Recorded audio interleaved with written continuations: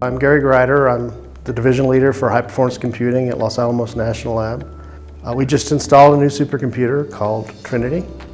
It's about 40 to 50 petaflops. So when you get a very, very large supercomputer, it fails all the time. And the larger they are, the more often they fail.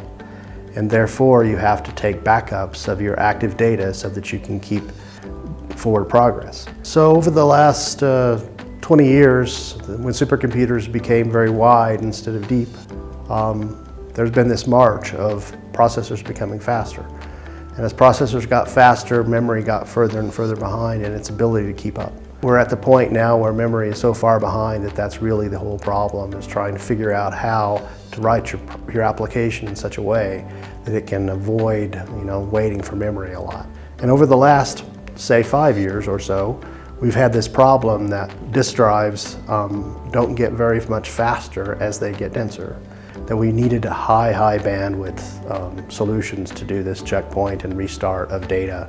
And basically we ended up having to add this thing called a burst buffer, and the burst buffer sits in between the memory and the disk drives and essentially provides you far more bandwidth than the disk drives will get you for the same money. And we also had to add a layer called campaign storage between the parallel file system and the archive to do the same thing. And so we went from 3 layers of storage, memory, disk drives, and tape, to 5 layers of storage, memory, flash, disk drives, slow disk drives, and tape.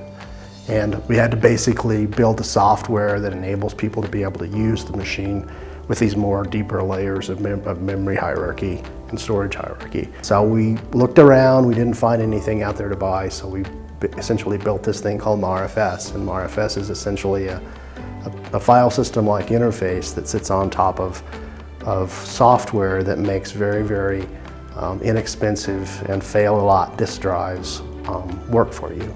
And we basically took that technology from the cloud, because that's basically what cloud technology is. It's very, very cheap disk drives that software protects you from the failure of.